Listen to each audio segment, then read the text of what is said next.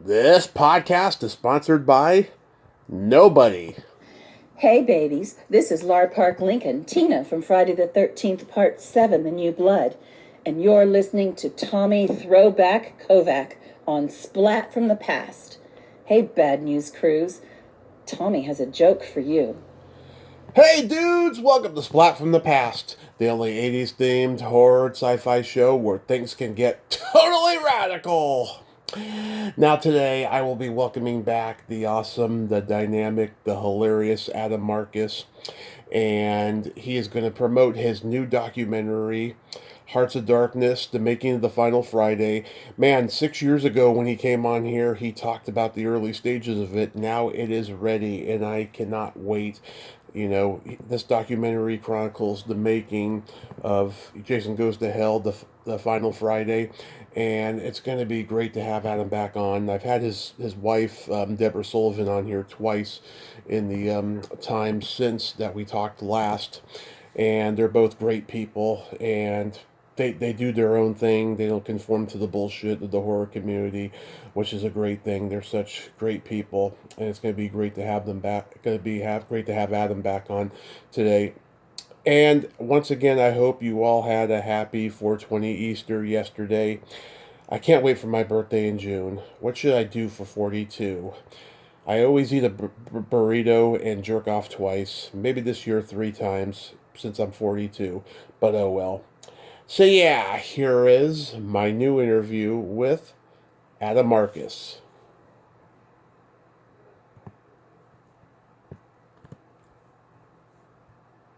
Hey Adam, welcome back. How you doing, man?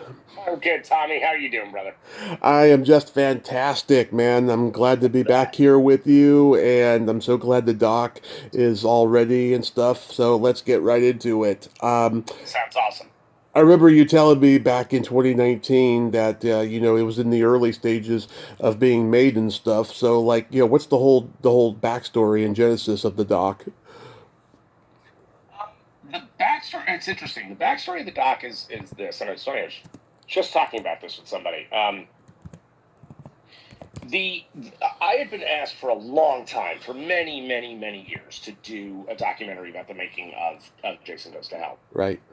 And for the longest time, I just didn't want to do it. I had no interest. I guess there's a part of me that is not really into navel gazing. Like, I don't need to, kind of look at my own choices and decisions and look at the past and go like, ooh, everybody should be part of this.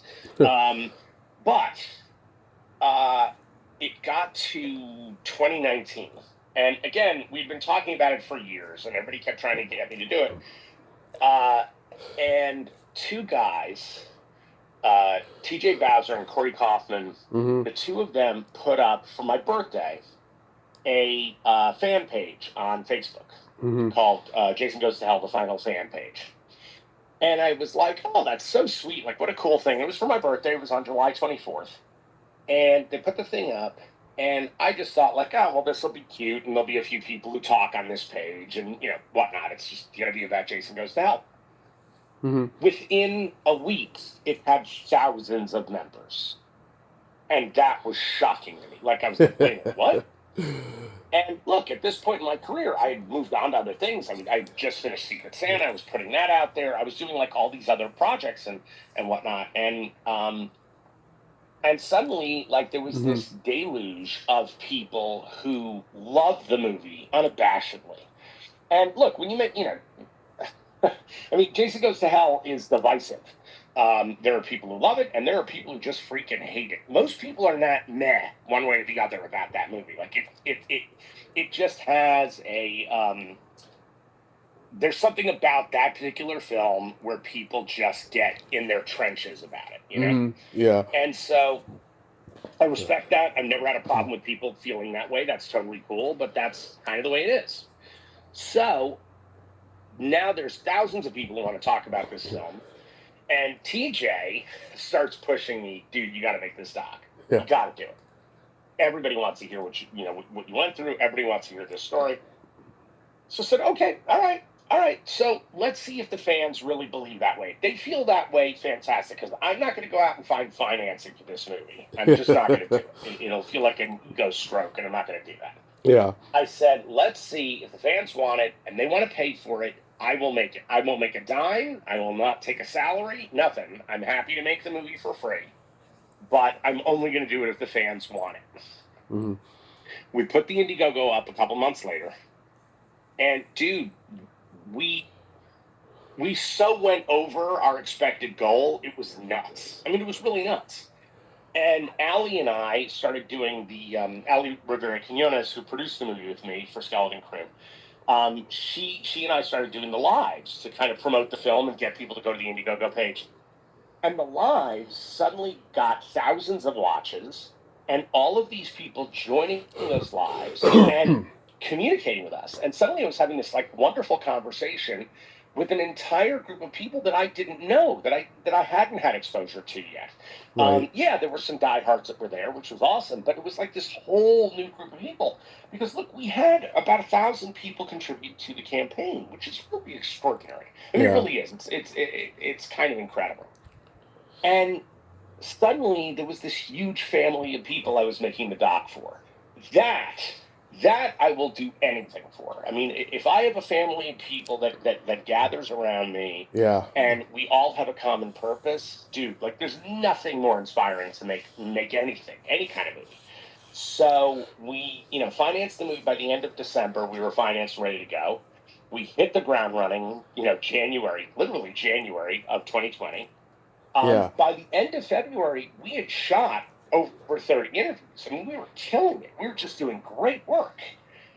And then, the whole Yeah. world shut the hell down. Suddenly COVID hit. Yeah. And we couldn't do anything. And here's the thing.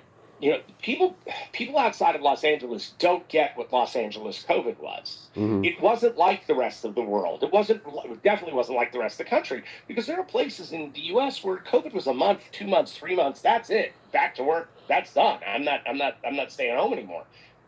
In L.A., we were locked down for 2.5 years, Mm-hmm. and no one is going to let you into their house to let you shoot them for the Jason Goes to Hell documentary. Like, it just wasn't going to happen. Yeah. So it was this really, really tough process of trying to make this movie. The good news that happened because of that, it gave me time to reconnect with a bunch of people who we hadn't gotten in the doc and then ended up getting in the doc.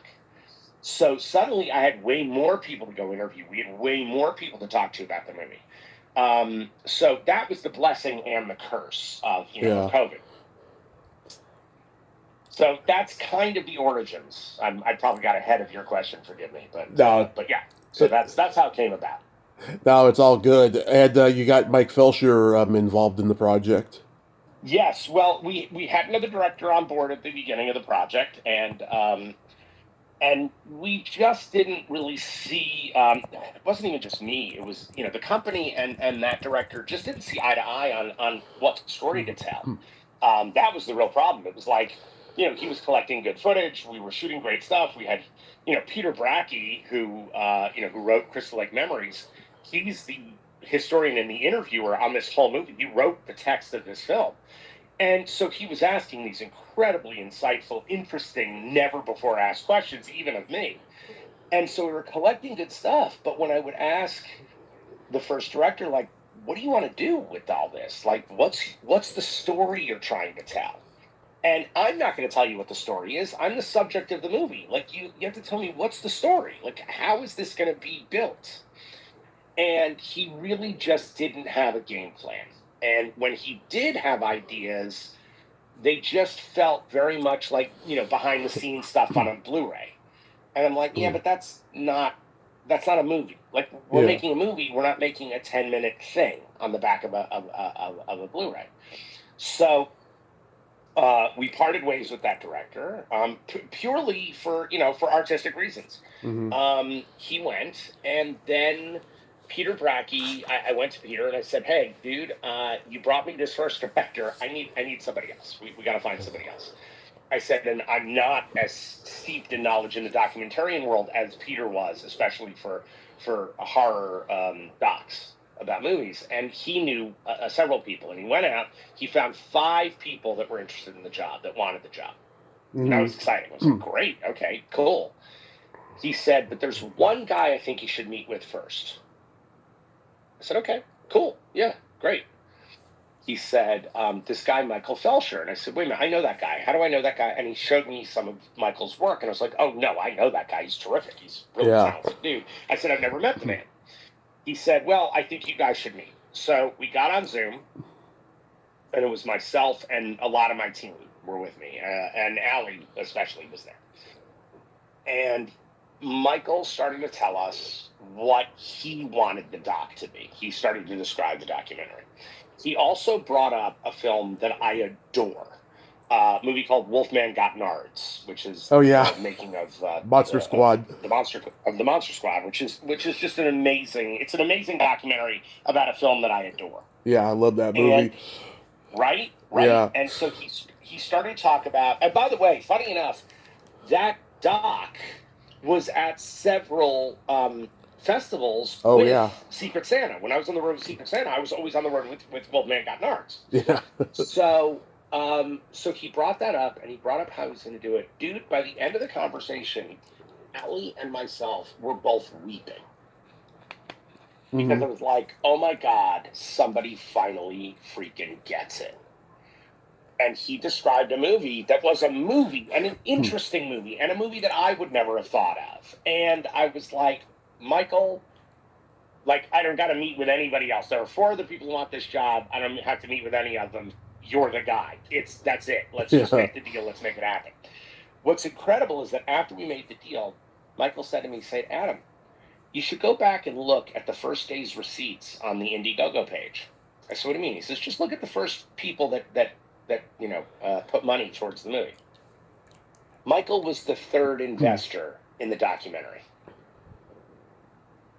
He was the 3rd guy to give us money. Wow. And this is when he was just a fan wanting that movie to happen. Yeah. So that's kind of amazing. I was like, wow, you put your money where your mouth is before your mouth went there. It's amazing. Like I was blown away. So I have to tell you, my working relationship with Michael has been among the best working relationships I've ever had with anyone. I love this dude, and we're going to be doing a whole bunch of other work together. We're already planning on other things that we're making together. So I just adore him. I think he's amazing. I think he's a brilliant filmmaker, but I also just think he's just a tremendously good person. Love the guy. So he has become my brother over these many months. Yeah, Mike Felsher is a great guy. He has contacted me a bunch of times in helping to connect him with cult movie people that have been MIA for decades for interviews for Blu-rays. And sadly, the interviews never happened for him. But I was happy to do it, because I love seeing I love seeing my name in print, But I was happy to do it though, and I like what he's done. I love Anchor Bay. I have all the DVDs still, all these years later. And it was great. Yeah, I mean, you could have done much worse after the guy that didn't work out. You could have gotten Mikey Perez, and then the documentary would have turned into a daytime soap opera. There you go, and nobody got time for that. No.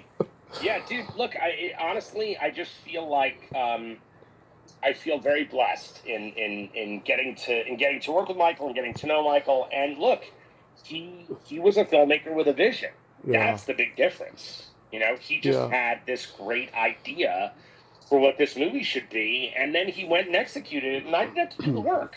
Yeah. That's the problem. When the kind of filmmaker that I am and the kind of producer I am, if there's a void, I'm going to fill that void. Like if nothing's going on, I'm going to be the guy who jumps in to try to fix it. But I don't want to have to be that guy. I want someone who can do their job so I can be busy doing my job. Exactly. So it's well known that Francis Coppola had a popular documentary about Apocalypse Now called Hearts of Darkness. Was there any legal issues over the name? I mean, I know you can't copyright a name per se. Well, you can up to a point. Once a name has been used, I believe it's 5 times. I think that's kind of the rule on names. Once it's been used 5 times, it becomes public domain. That said, we, one of the things that took so long on this movie that, again, people don't really understand is, we're not making a fan film. We're making a real movie. Yeah. And by the way, not that fan films aren't real movies, they are. It's just that you're not dealing with the same legalities. You're not dealing with the same stressors that come with making a film that's going to either be shown in theaters or distributed for cash. Yeah. This movie, is going to be on physical media in a big way. And in order for us to do that, we have to do all the legal shit that goes on around making movies the same way you would with a feature film. And this is a feature film. This is a feature documentary. So we had to do a name search. We had to do a legal name search. And, when you do a title search, that costs a lot of money. That's not a cheap process. We own our title 100%. So Hearts of Darkness, The Making of the Final Friday is our title. We own the title. It is ours. Here's the thing. There is a connection between the reasoning for Francis's documentary called Hearts of Darkness and our movie being called Hearts of Darkness. Yeah. And it's a pretty specific one. The original title of Jason Goes to Hell was Friday the 13th 9, The Heart of Darkness. Mm-hmm. And the reason for that, beyond that, of course, Jason's heart is the source of the evil in the movie. Right. The reason for that is because when I was writing the original treatment for the film, I am an enormous fan of Orson Welles, like ridiculous fan of Orson Welles. Oh, yeah. Well, when I was writing this movie, I was 21. But I knew that I'd probably end up getting the movie made or out in the theaters by the time I was 23. Mm-hmm. And Orson Welles was 23 when he went to direct his first feature film. His first feature film was originally going to be a take on Joseph Campbell's The Heart of Darkness. Right.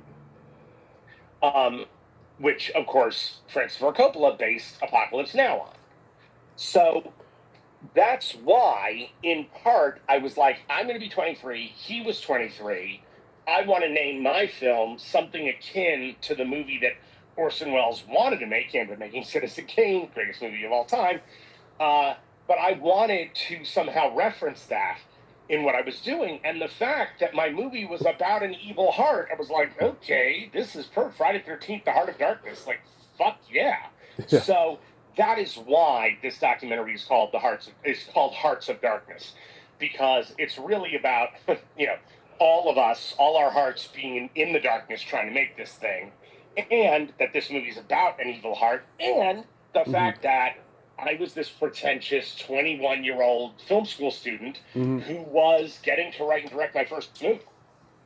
And I wanted to dedicate it to my hero, Orson Welles. So that was sort of all part and parcel why that name came about. Ah, that is interesting. Yeah, I would never have put two and two together. There you go. There you go. Did you get any cooperation from New Line or Paramount over any mentioning or licensing? No, and we don't need to. Look, here's the thing. Again, we're not making a movie about Jason Voorhees. We're not making a movie that is, canon to the Friday the 13th franchise. And I'm saying to the story of Friday the 13th. We're not making a Friday the 13th film. And again, it's why I stress, it's not a fan film. This is a feature documentary. Here's what's great about documentaries, what I love about that part of the medium. Yeah. Documentary is one of those areas where nobody can tell you what you can and cannot make. Right. Yes, if you are telling the story of someone's life rights become an issue. Yeah. That said, you can make an unauthorized documentary about a human being. People do it every day on YouTube. If you find your own sourcing, or if you know the person personally, you speak from your own mind. What's great about the doc is that it is a loving portrait of the people that were involved in this movie, especially people like Kane and Stephen Williams. It is a loving portrait of the Friday the 13th franchise in general. And there is a wonderful thing in our industry called fair use. Yep. And so I hired Larry Zerner to be our lawyer on this movie. Shelley. I wanted to make sure that yep. I wanted to make sure that I would not, that I would stay within my lane, that I would not legally do anything that was untoward towards the franchise. Yeah. And Larry has been the lawyer on most of the documentaries made about Friday the 13th. He's sort of the dude. He just knows where all the bodies are buried. Yeah. And so he advised, and he made sure we stayed, within our legal limits of what we can use in fair use. And it's very fun. I haven't had to deal with any studios. I haven't had to do any of that stuff. Yeah. And quite frankly, this movie is just a huge commercial for all of that stuff. I mean, the Paramount films, the New Line films, all that's going to happen to them is make more money because more people are going to want to buy these movies. That's it. Mm-hmm. So for them, it's a bonus. For us, it's a bonus. It's just kind of a good thing all around. We don't denigrate anything regarding this franchise because there's no reason to. It's a kick-ass, awesome franchise. For my money, the single best horror franchise that ever existed. I just think it's a powerhouse. Yeah. Even though the timeline makes no sense, even though Jason has transmorphed into so many different creatures over time, all of that stuff be damned. The movies are freaking awesome. Absolutely. It's just a good series of movies. Absolutely, and I asked that because I've heard they've become very militant about licensing the stuff ever since Warner Brothers bought New Line and Victor winning the lawsuits. I mean, it's a crazy time for the franchise in that department. Well, they're militant. They're militant about anybody using their IP. I'm not. Yeah. That's been sort of the glorious difference. And again, as I said, this is just pure. In the same way, look, they talk about being militant, but Paramount, okay, if you tried to make a fan film of Star Trek, yeah, they came down on you like you were the devil. Yeah. And you owed them money. I haven't seen one. I mean, they are... The what? I said I haven't seen a Star Trek fan film. Well, there were a couple made way back in the day. They're not that you can't find them anymore because Paramount just destroyed them. Shit. Here's the thing: there are so many Friday fan films, and some of them are freaking great. I mean, Never Hike in the Woods is a great example. That was a good one. No one has come knocking on their door to shut them down. No one. And by the way, smart. They're being very smart. Because, again, it doesn't hurt the franchise. It actually only helps the franchise. It only makes the fans more voracious for more content. Yeah. So, they're taking a little bit more of the George Lucas approach, which was always the right way to be when it came to the Star Wars stuff. Like, George Lucas, his whole thing was, if you don't make any money, I don't give a shit. I'll send you props. Yeah. I'll help you. Yeah. Because it's about getting young filmmakers excited about filmmaking. When it comes to documentary, I'm not breaking any laws. And look, here's the wonderful thing about fair use. There is an incredible thing about it, where people can really kind of like relax about fair use a little bit. I think one, YouTube exists, right? So if fair use gets questioned, YouTube does not exist anymore. Right. It literally won't exist. Like it'll be gone. Okay. Here's the other thing. No studio has ever taken anyone to court over fair use. It's never happened. They send cease and desist letters. Doesn't matter. You can throw those in the garbage. Because if a studio goes to court to fight fair use laws, and they lose, it is over for anybody's IP. Suddenly, everybody's just going to be using stuff willy-nilly and calling up the case where they lost. Right. So they really stay away from the fair use thing. It's a dangerous slope for them to try to ski on. That said, I also think filmmakers need to respect the IP, and I truly respect the IP. So much so that most of the time spent looking at stuff from the franchise, or specifically from Jason Goes to Hell, is I took screen grabs. I took frames of the film and then animated those frames. And that's one frame out of 1 second of 1 minute of a 93-minute film. So the percentage of use it's not, you can't even measure the percentage of use at that point. So we really did, we were really respectful of Paramount's work, of New Line's work. And let's be honest, I did make the damn movie. So, I feel a certain amount of, hey guys, I'm just talking about the work that I did for you, and you made a lot of money. So you're welcome. Exactly. I know. It's such a slippery slope. Back in 2012, the Cowsills got in trouble with the guys who wrote "The Rain, the Park," and other things because they used it on their website, and it's like it's their fucking voices. They can do whatever they want with it. I mean, they're not profiting off of it, And they ended up winning. They ended up winning the case and flipped it over, and they got the rights to the song now and everything. So yeah, it's just it's a slippery slope, that whole fair use thing. Yeah. And again, I understand if someone's denigrating something, it becomes a little bit different. But I'm just talking about how awesome it all is. Right. So,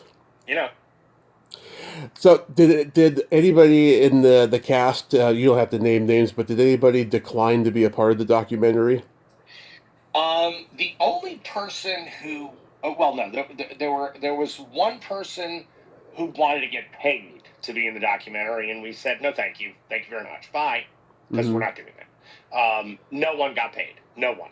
Yeah. No one was paid to be a part of this documentary. The only people who got paid were people who worked crew. People like our composer, our editor, people who put in sweat equity. Those people got paid, as they should. No one else got paid. No one was paid to be in the movie.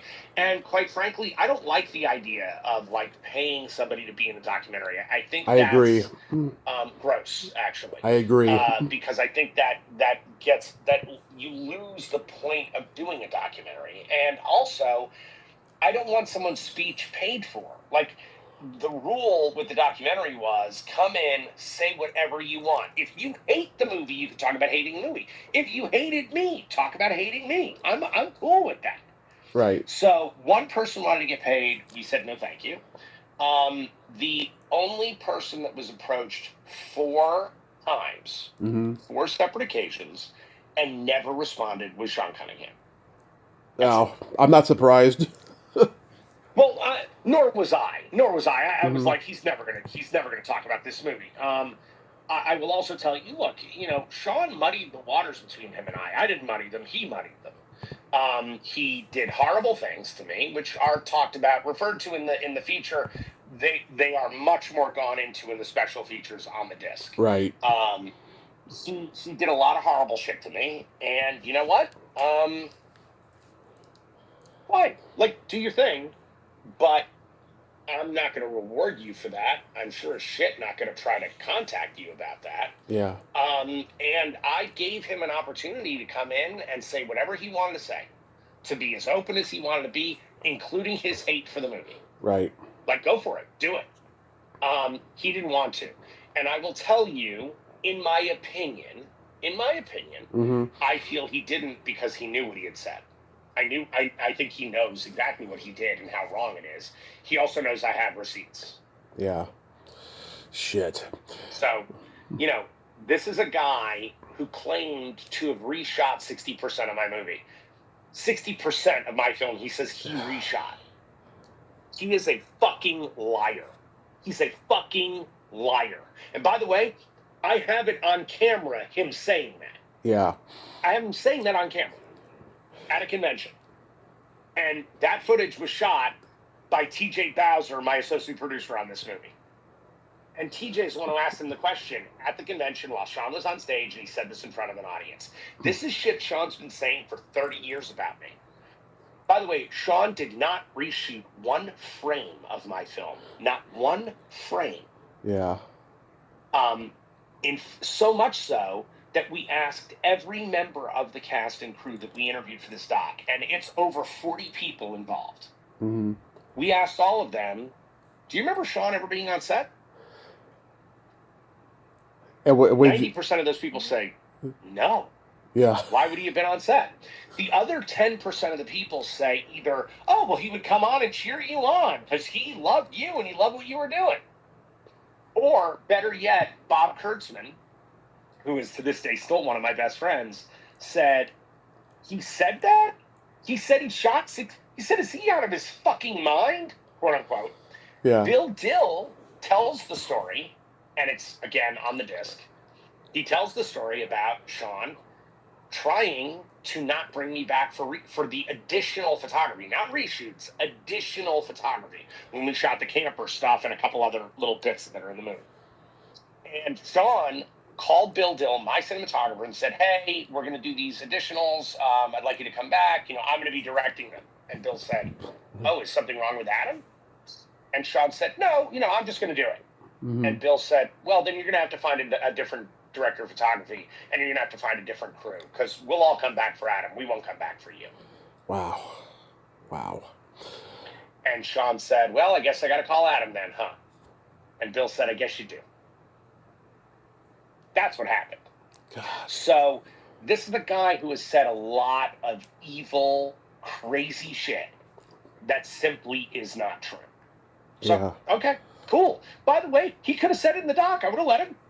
It would have been a humiliating experience for him, because immediately, when he sees the doc, he'll see, 40 people saying Sean was never on set. What are you talking about? Yeah, this is like that. This is like that shit with Tony Moran and all those guys who claim to be the masked killer in every shot of the movie, kind of shit. Right. Yeah. Right. This is terrible. Yeah. And listen, I understand when someone's boasting. I understand when someone's trying to make themselves look big. Sean Cunningham was Sean Cunningham. He didn't need to take something from a 23-year-old kid who made a movie. Why would he do that? You know why he did it? Because he didn't, again, in my opinion, he didn't like that I was 23 and having a major success at that age, when he was 40 when he finally got a success with the first Friday the 13th. Mm-hmm. He didn't like it. He didn't like that this film school kid had cool ideas and had a little bit of style and wanted to do something cool, and I was getting accolades for that. I mean, Mike DeLuca at New Line said that I was the next James Cameron. Sean didn't like that at all. He didn't like it.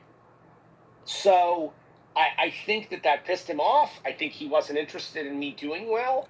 And so he tried to steal the credit for directing a movie that now he says he hates. Yeah. I'm like, dude, I thought you directed 60% of it, Sean. You hate it? Really? He's a sad little man. That's it. That's my opinion. He's a sad little man. Did you guys ask Madeline Curtis to be a part of it? We did not, only because we didn't do quite that deep a dive. Okay. We did ask Aaron Gray, who we didn't hear back from, which by the way makes sense, because Aaron is Sean's rep when he does signings around the country. Oh, wow. So I had a feeling that water would be muddy. And again, I love Erin. Erin's amazing. She was incredible to work with. I adore her. I adore her work in the movie. I'm proud to have worked with her. She's incredible. So I don't have one negative word to say about Erin. But no, that's it. That's the only people that we reached out to who didn't come back. And then there was one person that we reached out to who wanted to be paid. And we said, nope, thanks. Well, I had Madeline on here a few years ago, and I told her about the documentary. She didn't even. I love it. She didn't even know about it, but she said she loves you, like a kid who loves cake. She loves you. Oh, that is so. Oh my God, that's so freaking sweet. Well, yeah. If you speak to her, please tell her that I feel exactly the same way. And honestly, the movie is so overstuffed. There are actually people we interviewed who didn't end up in the documentary. Everybody is on the disc at some point, but there are stories where literally we just went, I don't have enough room to tell all the stories. I just don't. But she was a doll. She's a doll. Madeline's a doll. Absolutely. So do you guys do a memorial for Leslie? We actually dedicate the film to her. Oh, good. Yeah, we dedicated the film to him. We actually he was scheduled to talk to us, and he died before we got him on camera. So that is one of those great tragedies. Yeah, I mean, Yeah. I miss him so much. Someone literally just put something up on my page yesterday. My friend Megan put up a wonderful post of Leslie on my page yesterday, and no, we will ever be tied to each other, Leslie and I. And he was everything that's right with the world. Yeah, I mean, it's a great death in the movie, but the death he had in real life is just awful. I mean, there's hundreds of horrible ways to die, but that one is just, oh God, it's awful. Dude, it's so bad. It's so bad. It's so God. Just you talk about people that get taken away from you so freaking young, and so I mean, talk about in the prime of what he was doing, of just his fame and of people loving him, and also all the Instagram stuff during COVID. Oh my God! I mean, talk about like a person who was inspiring and also just made you feel not alone during that very lonely time. He's an incredible man. Incredible man. He was. Did you ever get to resolve anything with Carrie Keegan?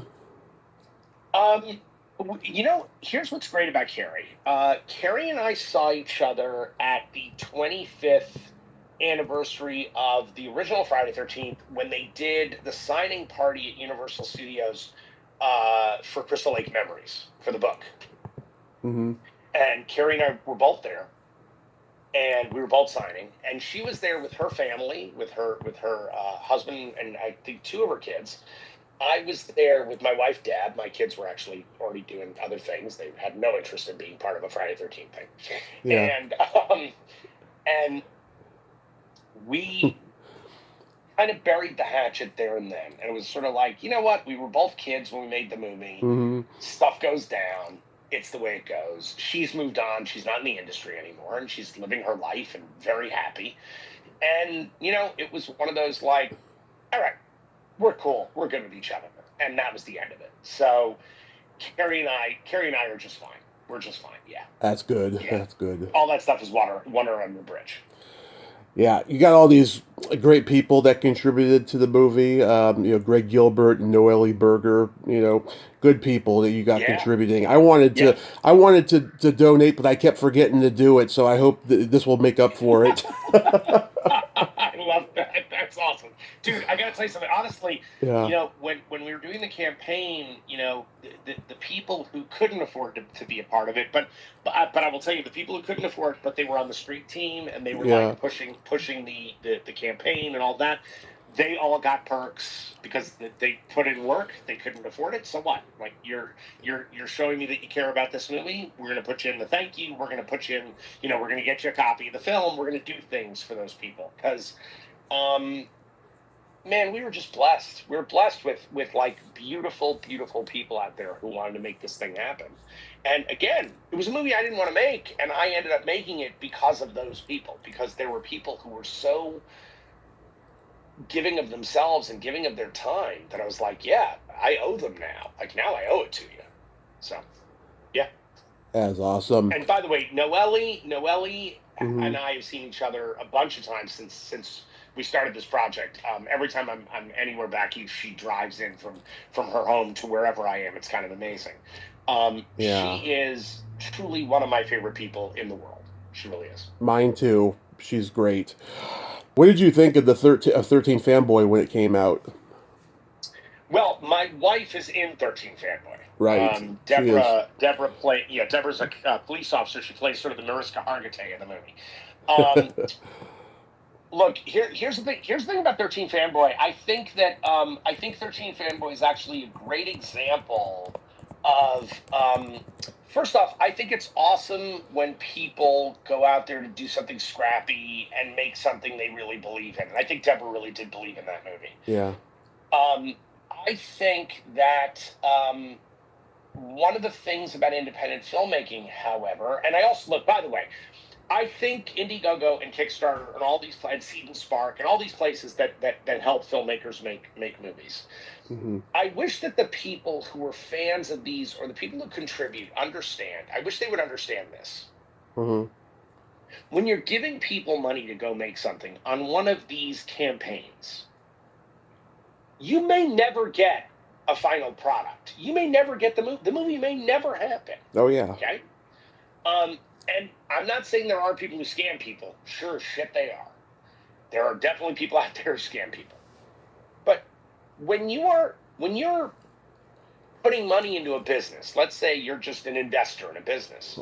Well, dude, I've invested in businesses. I've invested in medical technologies. I've invested in a lot of stuff in cures for diseases and put real money in, dude, like real money. And sometimes nothing happens, or sometimes it just fails. And the problem with this is that when people put money into a movie, they expect that movie to happen. They expect it to happen in their timeline, not in the timeline it takes to make a movie. I wish people would understand, to make a movie takes, at best, 3 years. At best, 3 years. Okay? This idea that a movie is done in a year, no, a fan film is done in a year. A movie is much longer process. Again, as I was mentioning earlier, just from a legal standpoint, right? It just takes a long time. I was watching, have you seen that wonderful documentary about the making of Clue? Oh, not yet. I want to see it. It's terrific. It's just a terrific movie. At the beginning of the film, the documentarian says, I've been working on this film for 5 years. It has taken 5 years to make this movie. And I go, yeah, right. Because that's what it takes to make a movie. A real movie takes time. It just does. By the way, I'm not saying you can't make a movie faster. You can. Look, I shot Secret Santa in 12 days. 11 nights, 1 day. Okay? That's how fast I shot Secret Santa. Yeah. I wrote Secret Santa in 20 days. From the time I put pen to page to the time I had my movie in the can was 10 weeks. That's no joke. 10 weeks to write, pre-produce, and direct a movie.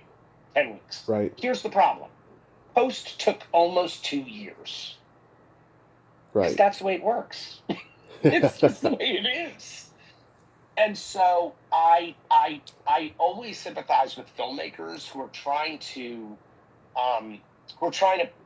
get to the finish line on a movie, especially when it's been supported by the fans. I think that's incredibly important. I think Deborah did that. Look, I have thoughts about that film. I have thoughts about the making of it. I have thoughts about the distribution of it. I have thoughts about a lot of it. Yes. What I can say is this. I think that she took on a Herculean task. Yes. And I think that she ended up delivering a movie. Those are remarkable freaking things. They just are. Yeah. And so for me, any filmmaker who reaches the finish line, man, I cheer you on no matter what. Making a great film has nothing to do with making a film. Right. Making a great film has to do with the right time, right place, right audience, right reviews, right distribution, and it getting into the hands of people who will get your movie. That is look, everybody sets out to make The Godfather. Trust me, Francis Ford Coppola thought The Godfather was going to suck. Yeah. Yeah. And the fact that it is the masterpiece that it is has nothing to do with planning for it. Yeah. It didn't plan for it. It happened. God, thank God it happened. That's amazing. But, Jaws was a disaster on set. Yeah. Jaws was a disaster. Everybody thought, oh my God, Spielberg thought it was going to be the last time he ever directed anything. Young Frankenstein had fights every day, and it's one of the best comedies ever made. And by the way, probably in part because they had fights every day. Yes, exactly. Because that creates tension. Tension creates conflict. Movies are conflict. That's it. So, yeah, there are... And by the way, there are sets where everybody's singing Kumbaya and the movie sucks. Yeah. But they set out to make a great movie, too. When it sucks... I always try to tell people that. It's really easy to denigrate someone else's work.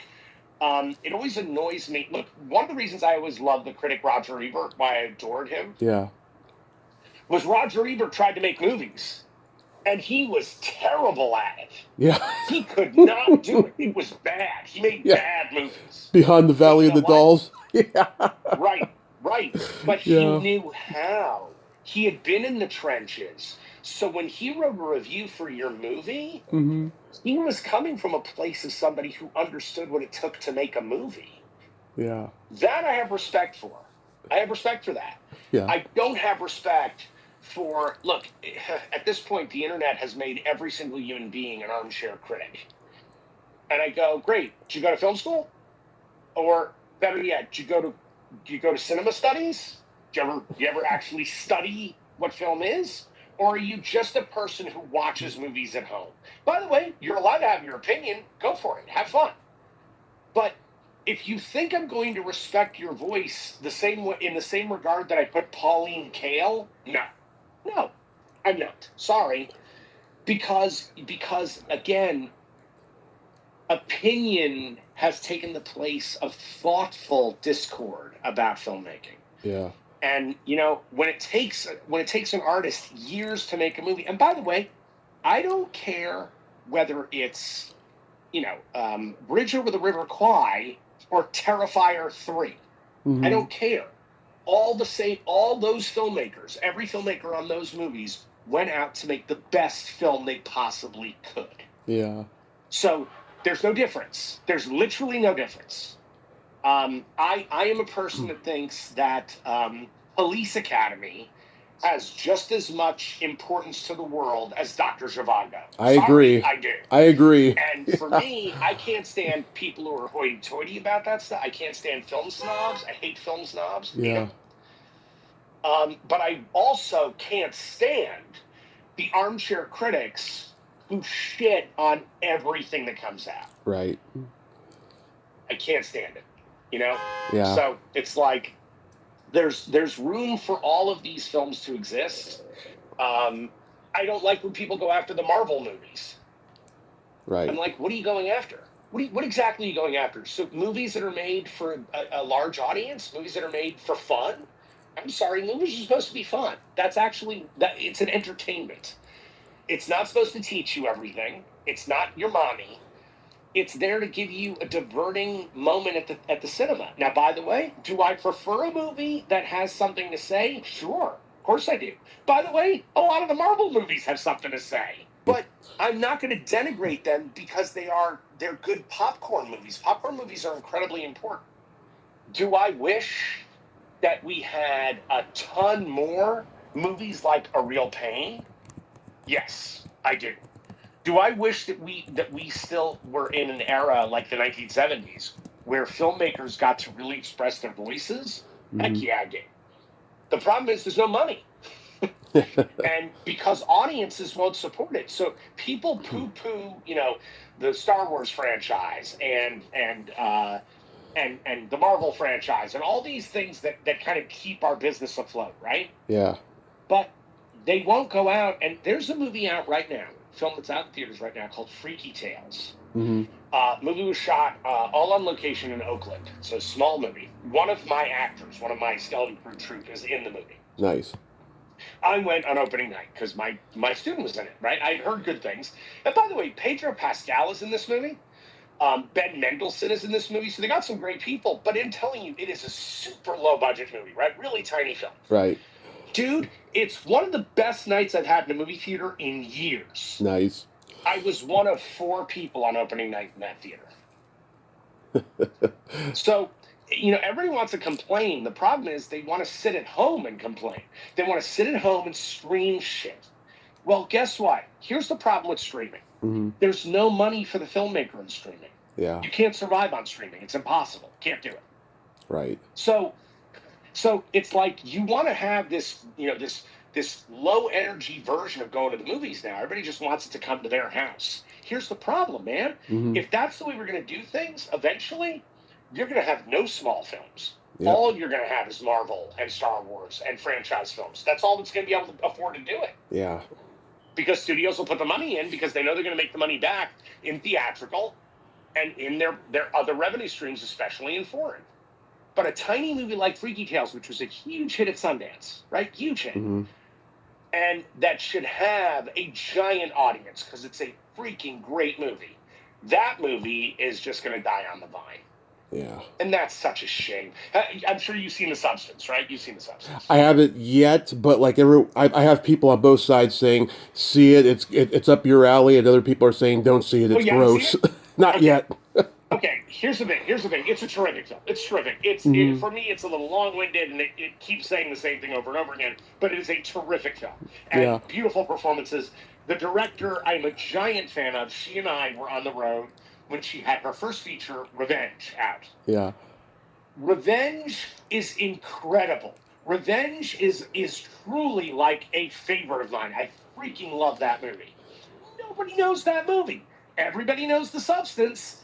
And I go, look, when you love a filmmaker, when you discover somebody, okay, like Carly, when you discover her, go back, look at the other shit. Look at the small stuff she did before then when she couldn't afford Demi Moore.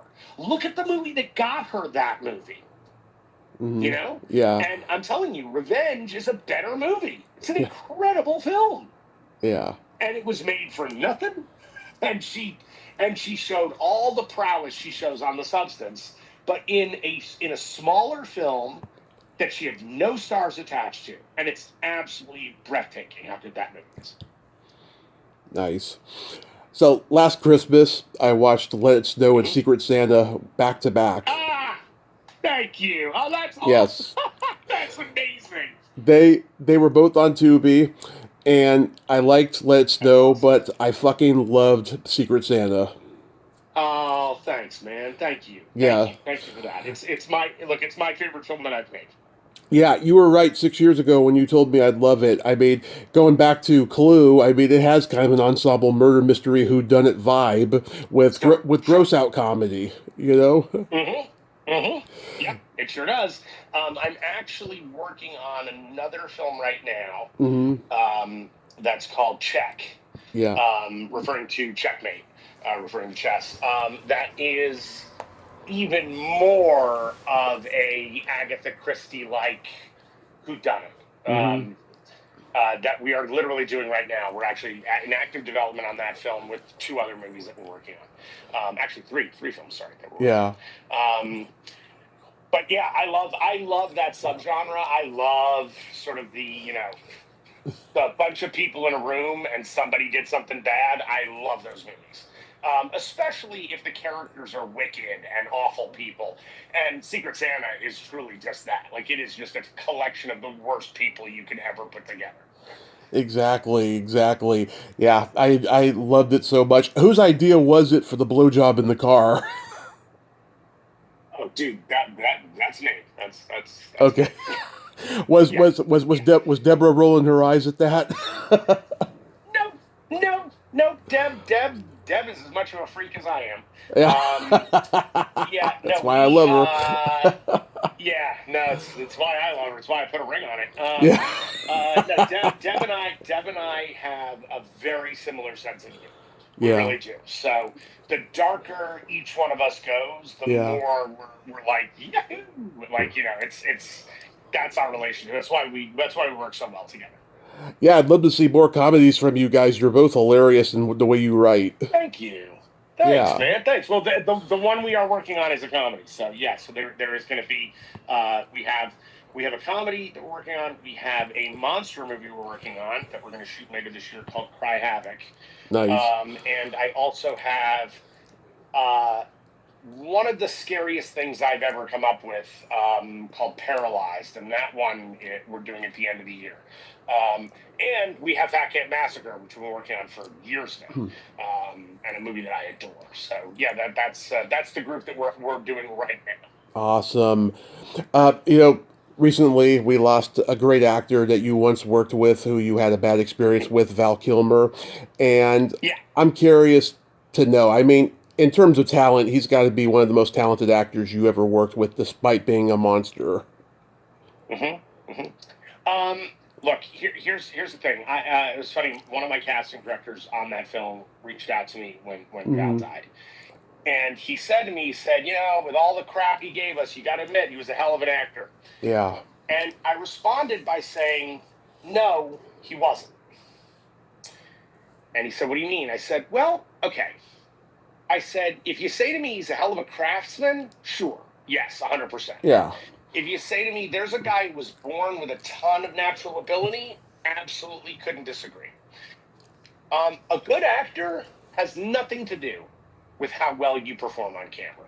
It's all bullshit. It's all bullshit. And I'm tired of the world thinking that's what it is, because it's a mistake. Yeah. A good actor is someone who treats their fellow castmates with dignity and respect. Yes. A good actor is someone who doesn't go back to his fucking trailer when it's someone else's time to have their close-up. They stay on set and they work with that other actor. Val couldn't be bothered to stay on set for Gary Cole. Val couldn't be bothered to stop sexually harassing my female lead in that movie, who is one of the most remarkable people I've ever worked with. Talk about a great actor. Jennifer Esposito is a great actor because she is there for every person in that cast. And Val was disgusting to her. Val was sexually inappropriate with several of my actors, to the point where at one point he was trying to play grab ass with one of my best friends, Michelle Allaire, who of course you know from Secret Santa, who was in Conspiracy as well. Right. Where Deborah, my wife, had to roll up a copy of the script and hit his hand, smack his hand with the script. Ugh. And he looked at her shocked and she said, "She's not for you." Ugh. That's a true story. Ugh. So here's the thing. When Val died, the whole world got out and talked about, oh my God, we've lost a legend. We've lost this amazing performer. By the way, no one had seen a movie of Val's except for Top Gun Maverick. Nobody watched any of his movies in the last 15 years. No. He made a bunch. Yeah. Nobody saw them. Nobody saw them. Right. And here's the other thing. The people in the industry who all came out to kiss his ass in death, I rolled my eyes. Because I went, you know what? Y'all know. Y'all know the way this man behaved. All of you know. Yet you're doing this sycophantic bullshit because someone died. Dying doesn't make you magical. Yeah. You're still the same person you were. So I got called on that day by a lot of places asking me for comment. And my comment was no comment. Yeah. Because I was not going to be the guy who said a lot of shit about a guy who just passed away. I'm not going to do that to his family. I'm not going to do that. But I got to tell you something. I have had enough with people whitewashing the way people behave in my industry.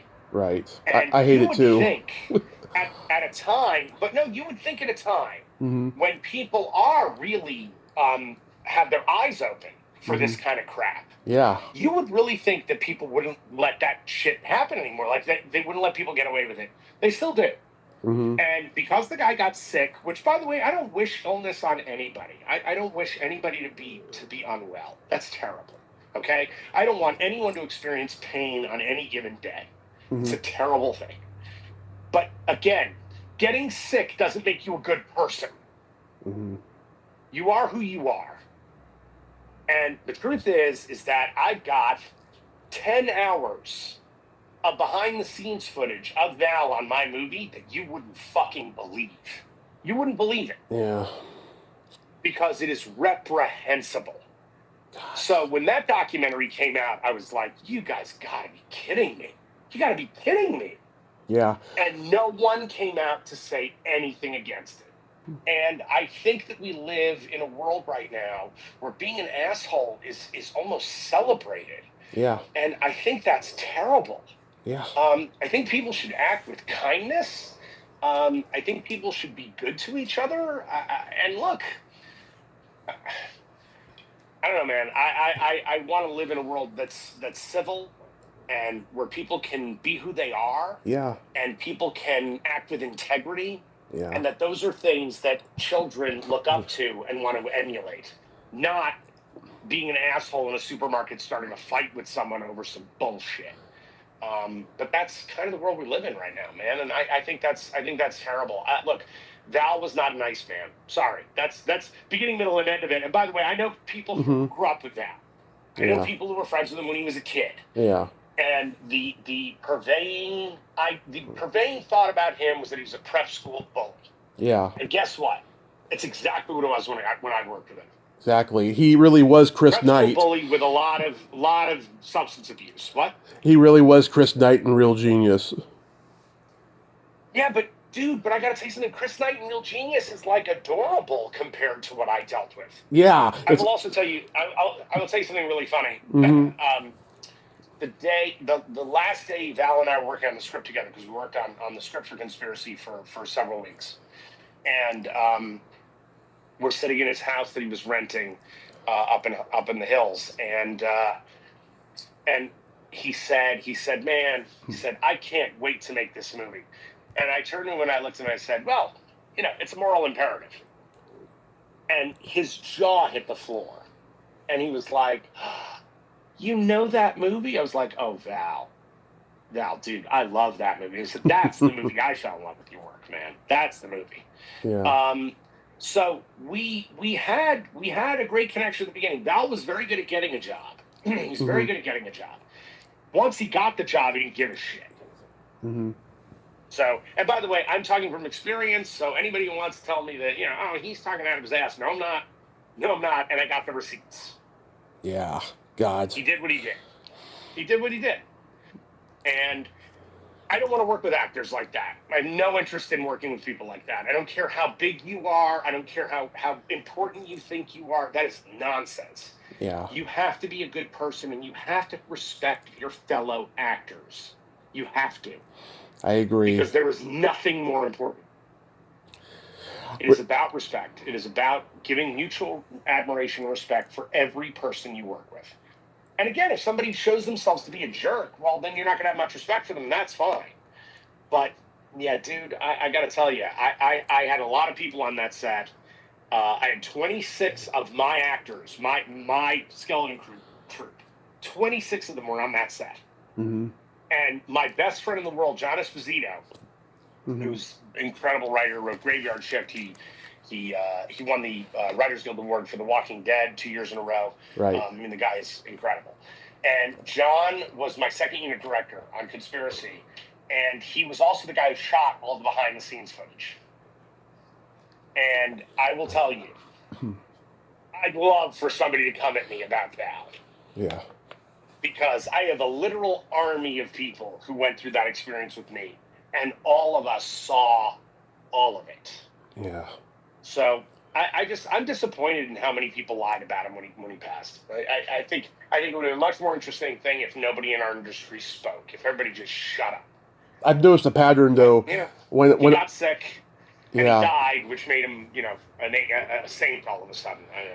I've noticed there's a pattern, though. When someone who's a well-known asshole dies, everyone's going to be praising him for about a week, and then slowly but surely, they'll get asked about him on podcasts, and then they'll tell the truth. Right. Look, by the way, I don't want to speak ill of the dead. I'm the guy who's not going to say shit for a little while, but I will tell you, I got a great book about Val, and I will write that book. Are you going to attend the Crystal Lake 45th in August? I sure am. Yes, they actually just announced me just a couple weeks ago. Yeah. Nice. I'll be there. I'm excited for that. I will tell you, though, I am more excited, way more excited, for two events that are coming up. One is Texas Frightmare. Nice. Which is going to be the Memorial Day weekend in May. Yeah. That is exciting because Kate and I will both be there, and we're going to show Hearts of Darkness: The Making of the Final Friday for the first time in North America. So it'll be screened at that event. It's the Saturday night 9 p.m. screening. Oh my God, I'm so excited for that whole thing. It's going to be incredible. So we're doing that, and I will be there the whole weekend signing and talking to people and hanging out with fans. And then we're going to do at the Gardena Cinemas in Los Angeles, we're going to do an event on June 13th, Friday the 13th.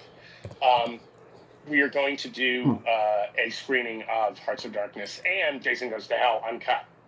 So we're doing a back-to-back screening at that event on June 13th in LA. So that'll be the LA premiere of the movie. So I'm really excited for those two things. It's going to be great. By the way, the Crystal Lake Memories thing is going to be extraordinary in Burbank. Like, that's going to be awesome in August. It's going to be freaking hot, but it's going to be awesome. Awesome, yeah. I heard Deborah Hayes has been doing conventions for the 45th. Have you ever met her? I have not met Deborah Hayes, no. Yeah. Oh, she would be like a bucket list guest for me if she starts doing podcasts. That's awesome. But like, That's awesome. yeah, I mean, she provides a huge important keynote of that movie because she sets the tone for everything that's going to happen just by being nice and innocent, and then next thing you know, the blood happens. Yeah. I'm trying to remember, I don't know if you know, does Stacey Lee rep her? Because that's who reps me. I have She no reps idea. more of the Friday.